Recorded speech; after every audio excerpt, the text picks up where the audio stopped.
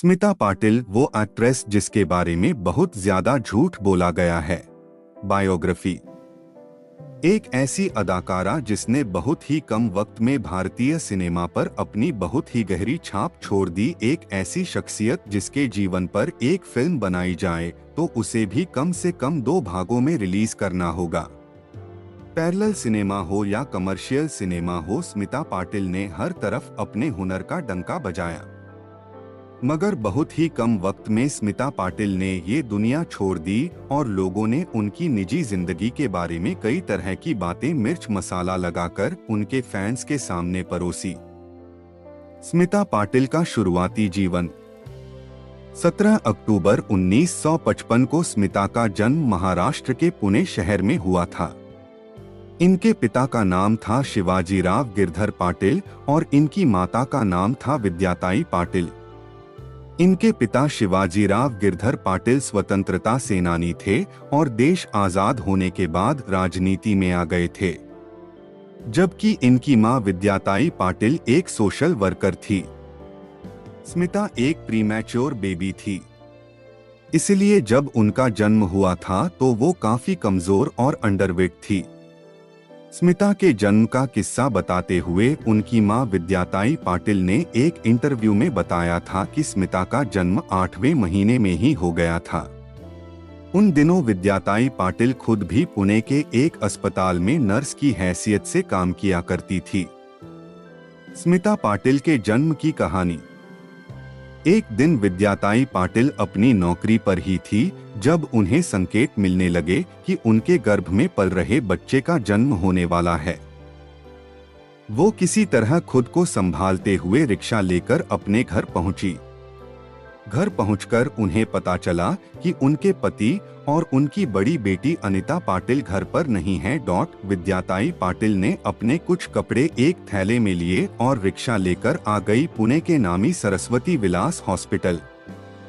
विद्याताई को वहां भर्ती कर लिया गया। वहीं पर विद्याताई पाटिल ने स्मिता पाटिल को जन्म दिया था। स्मिता और उनकी बहनों की जानकारी। स्मिता अपने माता पिता की तीसरी संतान थी। स्मिता की मां विद्याताई पाटिल ने सबसे पहले एक बेटे को जन्म दिया था, लेकिन 4 महीने की छोटी सी उम्र में ही उनका वो बेटा भगवान को प्यारा हो गया। पहली संतान की मौत के कुछ सालों बाद विद्याताई पाटिल ने स्मिता पाटिल की बड़ी बहन अनिता पाटिल को जन्म दिया था। अनिता के बाद स्मिता पाटिल पैदा हुई और फिर लगभग 3 साल बाद स्मिता पाटिल की छोटी बहन मान्या का जन्म हुआ था। स्मिता का बचपन। चूंकि स्मिता पाटिल के पिता स्वतंत्रता सेनानी थे और गांधीयन मूवमेंट का हिस्सा थे तो वो कोई नौकरी नहीं करते थे। घर चलाने के लिए स्मिता पाटिल की मां विद्याताई पाटिल ही नर्स की नौकरी करती थी। स्मिता एक प्रीमैच्योर बेबी थी तो 5 साल की उम्र तक वो काफी कमजोर दिखा करती थी। मां विद्याताई पाटिल जब नौकरी पर जाती थी तो पिता ही स्मिता पाटिल और उनकी बहनों का ख्याल रखते थे।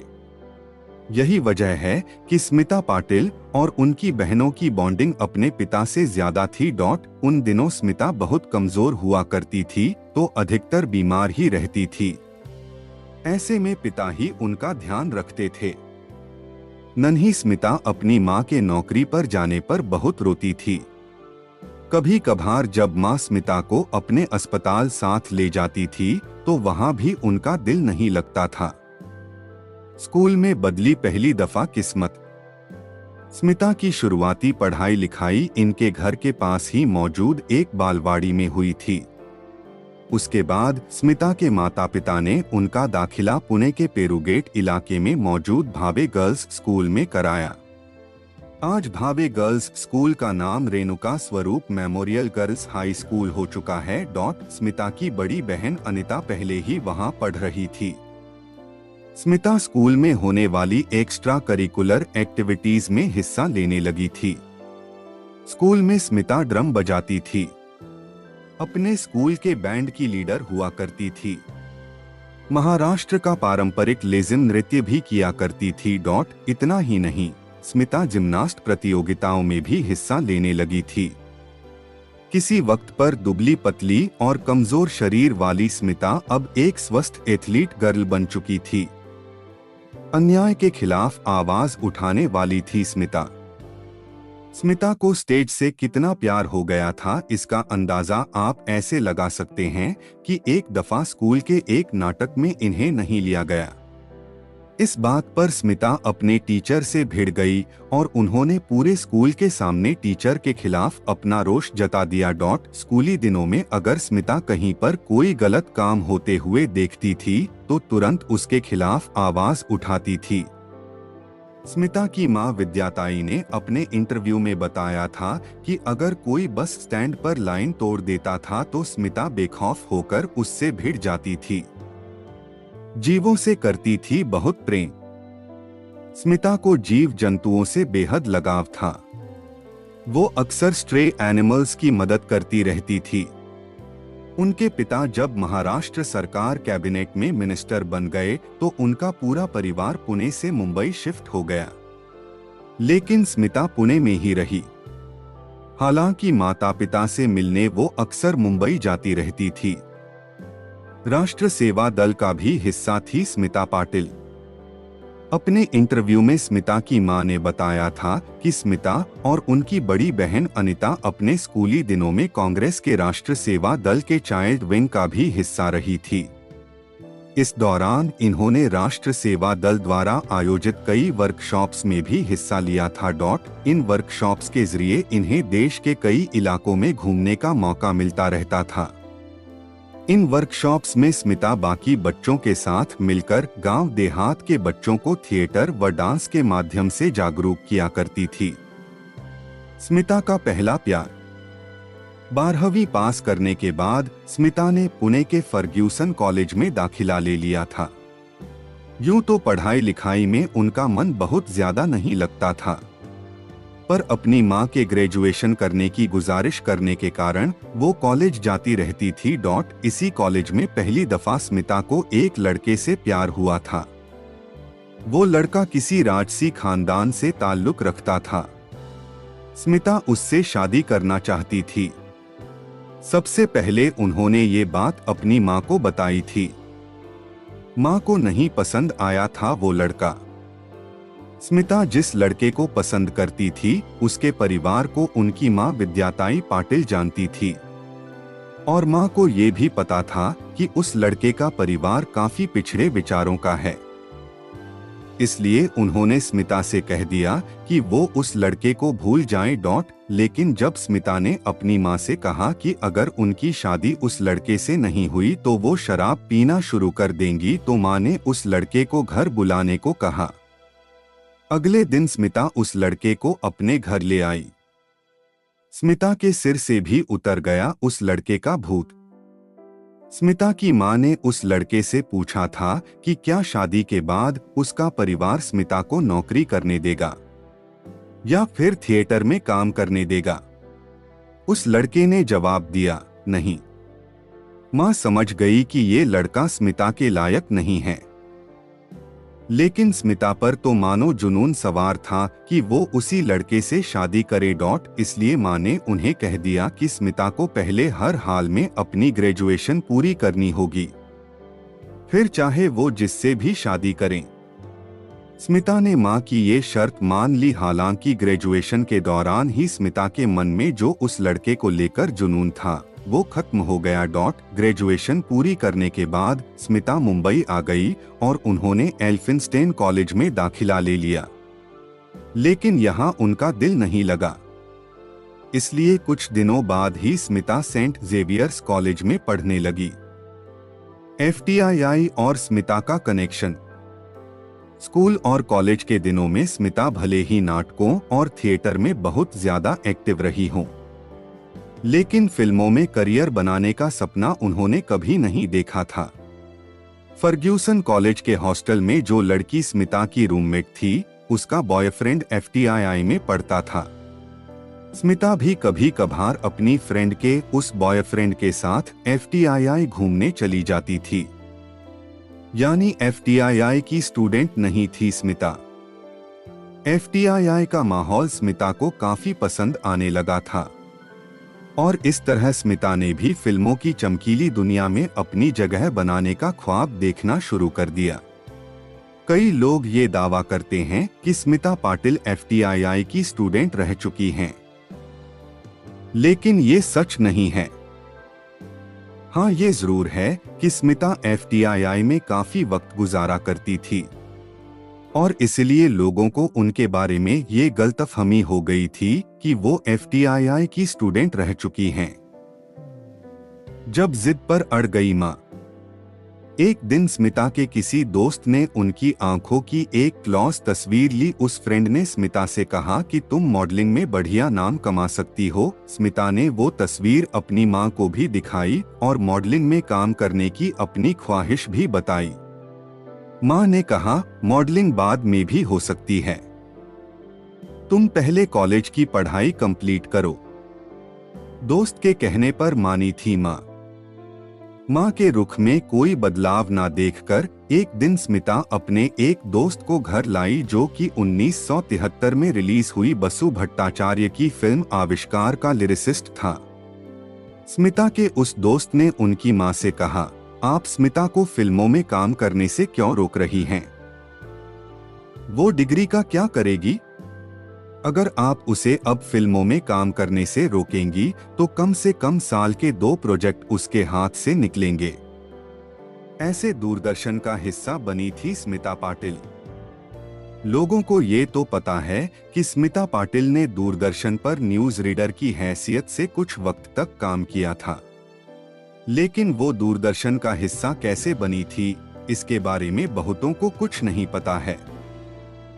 लेकिन आज मेरठ मंथन स्मिता पाटिल के दूरदर्शन से जुड़ने की कहानी भी आपको बताएगा। स्मिता की बड़ी बहन अनिता की एक दोस्त हुआ करती थी, जिनका नाम था ज्योत्सना किरपेकर।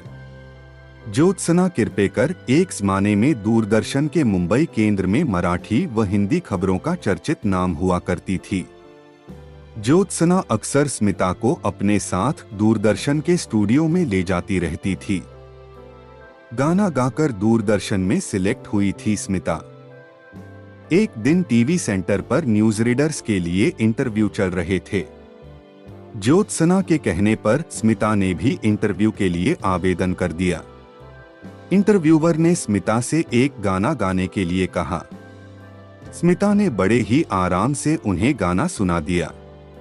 थोड़ी देर बाद स्मिता को पता चला कि उन्हें दूरदर्शन मुंबई में न्यूज रीडर के लिए सिलेक्ट कर लिया गया है, मगर उस वक्त तक स्मिता बालिग नहीं हुई थी, इसलिए वो दूरदर्शन का कॉन्ट्रैक्ट साइन नहीं कर पाई।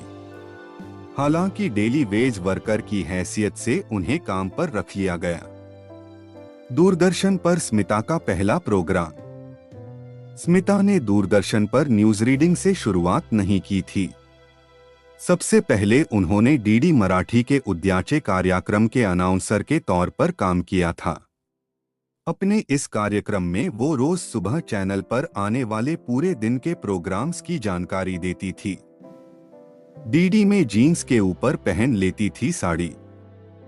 दूरदर्शन में आने के बाद स्मिता का फ्रेंड सर्किल काफी ज्यादा बढ़ गया था। अब तक फिल्म इंडस्ट्री के कुछ लोग भी स्मिता को जानने पहचानने लगे थे। अब स्मिता कभी कभार न्यूज रीडिंग भी कर लिया करती थी। स्मिता अक्सर जीन्स और खादी का कुर्ता पहनती थी, लेकिन न्यूज रीडिंग में एंकर को साड़ी पहनना अनिवार्य था। ऐसे में स्मिता जीन्स और कुर्ते पर ही साड़ी डाल लिया करती थी। मराठी फिल्मों से शुरू हुआ था फिल्मी सफर। स्मिता के कम्युनिकेशन स्किल्स बहुत शानदार थे और इसलिए कम वक्त में ही मराठी दर्शकों के बीच स्मिता का न्यूज रीडिंग स्टाइल लोकप्रिय भी हो गया। चूंकि फिल्म इंडस्ट्री में स्मिता की पहचान कुछ लोगों से हो चुकी थी, तो साल 1974 में रिलीज हुई मराठी फिल्म राजा शिव छत्रपति में स्मिता पाटिल को एक छोटा सा रोल भी मिल गया था। इस तरह स्मिता ने एक्टिंग की दुनिया की तरफ अपना पहला कदम बढ़ाया। इसी साल आई सामना नाम की एक और मराठी फिल्म में ये नजर आई। इसी बीच दिग्गज फिल्मकार श्याम बेनेगल ने अपनी फिल्म निशांत के लिए एक ऐसी अभिनेत्री की तलाश शुरू की जिसका चेहरा किसी सीधी सादी भारतीय महिला जैसा हो। इत्तेफाक से स्मिता के एक दोस्त की श्याम बेनेगल से अच्छी जान पहचान थी। उसने श्याम बेनेगल को स्मिता का नाम सुझाया। श्याम बेनेगल ने टीवी पर स्मिता का प्रोग्राम देखा और उन्हें स्मिता की शख्सियत पसंद आई। श्याम बेनेगल ने स्मिता को निशांत में काम करने का ऑफर दिया और श्याम बेनेगल का यही ऑफर स्मिता पाटिल के लिए टर्निंग पॉइंट साबित हुआ। चरणदास चोर से हुई हिंदी फिल्मों में शुरुआत। निशांत में श्याम बेनेगल ने स्मिता पाटिल को रुक्मिणी के रोल के लिए साइन किया था, लेकिन किन्हीं वजहों से निशांत की शूटिंग तय समय पर पूरी नहीं हो पाई। अब तक श्याम बेनेगल स्मिता को बच्चों के लिए बनाई जा रही अपनी फिल्म चरणदास चोर के लिए भी साइन कर चुके थे और उस फिल्म की शूटिंग भी शुरू कर चुके थे। इस फिल्म में स्मिता पाटिल एक रानी के किरदार में नजर आई थी। 21 साल की उम्र में जीता नेशनल अवार्ड। फिर इसी साल दिसंबर में निशांत भी रिलीज हो गई। निशांत में स्मिता के काम को काफी पसंद किया गया। फिर साल 1976 में ही आई श्याम बेनेगल की मंथन में भी स्मिता पाटिल ने बेजोड़ अभिनय किया, लेकिन स्मिता पाटिल के अभिनय का जलवा देश भर में कायम हुआ था। साल 1977 में आई फिल्म भूमिका से इस फिल्म में स्मिता ने इतनी शानदार एक्टिंग की थी कि उन्हें महज 21 साल की उम्र में राष्ट्रीय फिल्म पुरस्कार से सम्मानित किया गया था। स्मिता का दूसरा नेशनल अवार्ड। इस फिल्म के बाद तो स्मिता पाटिल पैरेलल सिनेमा का सबसे चर्चित चेहरा बन गई। स्मिता ने अपने करियर में मुज़फ़्फ़र अली की गमन, ख्वाजा अहमद अब्बास की द नक्सलाइट, सईद अख्तर मिर्जा की अल्बर्ट पिंटो को गुस्सा क्यों आता है, गोविंद निहलानी की आक्रोश जैसी सशक्त और चर्चित फिल्मों में काम किया था। साल 1981 में स्मिता ने रविंद्र धर्मराज की चक्र में भी काम किया था और इस फिल्म के लिए एक बार फिर से स्मिता पाटिल को नेशनल फिल्म अवार्ड दिया गया। इसी फिल्म के लिए ही स्मिता को film fair best actresses award से भी सम्मानित किया गया था। स्मिता पाटिल की प्रमुख फिल्में। स्मिता पाटिल ने महान डायरेक्टर सत्यजीत रे के साथ टीवी फिल्म सदगति में भी काम किया था। पैरेलल सिनेमा की बात करें तो बाजार, गिद्ध, अर्थ, अर्धसत्य, मंडी, मिर्च मसाला जैसी फिल्मों में स्मिता पाटिल की एक्टिंग का लोहा बॉलीवुड ही नहीं, दुनिया भर के सिनेमा के जानकारों ने माना। वहीं कमर्शियल फिल्मों में भी स्मिता ने काफी काम किया था। नमक हलाल, बदले की आग, शक्ति, दर्द का रिश्ता, भीगी पलकें, चटपटी, कयामत, गुलामी और दहलीज जैसी फिल्मों में उनकी एक्टिंग की चर्चा खूब हुई थी। महज 12 साल लंबे अपने फिल्मी करियर में स्मिता पाटिल ने 84 फिल्मों में काम किया था। हिंदी के अलावा स्मिता ने मराठी, गुजराती, मलयालम, कन्नड़ और तेलुगु भाषा के अलावा इक्का दुक्का पंजाबी फिल्मों में भी काम किया था। स्मिता के अवार्ड्स। मिर्च मसाला फिल्म, जो कि उनकी मौत के कुछ महीनों बाद रिलीज हुई थी, उसमें स्मिता पाटिल ने इतना शानदार काम किया था कि इन्हें बाफ्टा यानी Bengali film journalist association award ने बेस्ट एक्ट्रेसेस के खिताब से नवाजा था। वहीं जैत रे जैत और उम्बारथा नाम की मराठी फिल्मों के लिए फिल्म फेयर मराठी अवार्ड्स ने भी स्मिता को बेस्ट एक्ट्रेसेस का अवार्ड दिया था। साल 1985 में भारत सरकार ने भी स्मिता पाटिल को पद्मश्री सम्मान से सम्मानित किया था। जब स्मिता से नाराज हो गई मां। स्मिता की निजी जिंदगी काफी उथल पुथल रही थी।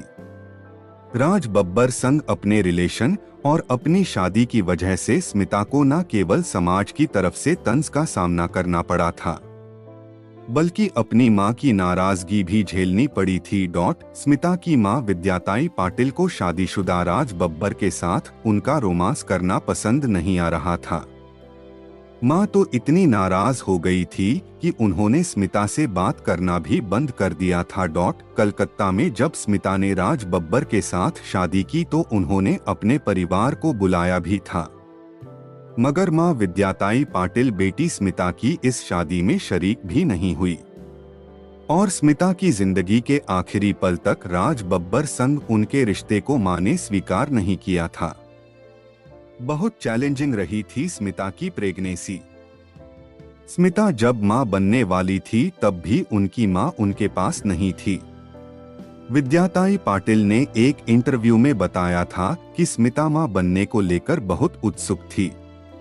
इसलिए जब वो गर्भवती हुई तो उनके मन में प्रेगनेंसी को लेकर तरह तरह की बातें चलने लगी थी। कई दफा तो वो बहुत खुश होती थी और कई दफा बहुत ज्यादा डिप्रेशन में चली जाती थी। सन प्रत्येक बब्बर के जन्म के बाद बिगड़ गई थी स्मिता पाटिल की तबीयत। 28 नवंबर 1986 को स्मिता ने बेटे प्रतीक को जन्म दिया, लेकिन डिलीवरी के बाद ही उनकी तबीयत में गिरावट होने लगी। हालात ये थे कि डॉक्टरों ने नवजात प्रतीक को तो घर भेज दिया, लेकिन स्मिता को इलाज के लिए अस्पताल में ही रोक लिया। मगर बेटे को अपनी गोद में खिलाने को लालायित स्मिता पाटिल ने इस बरन अस्पताल से छुट्टी ली और घर चली गई और दुनिया छोड़ गई स्मिता पाटिल। घर पहुंचने के बाद स्मिता की हालत और बिगड़ने लगी, लेकिन बेटे के साथ वक्त बिताने की खातिर उन्होंने अपनी तबीयत को पूरी तरह नजरअंदाज कर दिया। 9 दिसंबर 1986 के दिन स्मिता की तबीयत अचानक से बहुत ज्यादा बिगड़ गई और फिर 13 दिसंबर 1986 के दिन भारतीय सिनेमा के आकाश में किसी हीरे की तरह चमचमाता स्मिता पाटिल का चेहरा हमेशा के लिए बुझ गया। स्मिता पाटिल का बेटा प्रतीक बब्बर भी बन चुका है एक्टर। स्मिता पाटिल की मौत के बाद उनके बेटे प्रतीक की जिम्मेदारी उनकी मां विद्याताई पाटिल ने ले ली। राज बब्बर अपनी पहली पत्नी नादिरा बब्बर के पास वापस लौट गए। स्मिता का बेटा प्रतीक अब खुद भी एक एक्टर है और करियर की शुरुआत बतौर हीरो करने के बाद अब वो अक्सर बड़ी फिल्मों में सपोर्टिंग रोल निभाते नजर आते रहते हैं।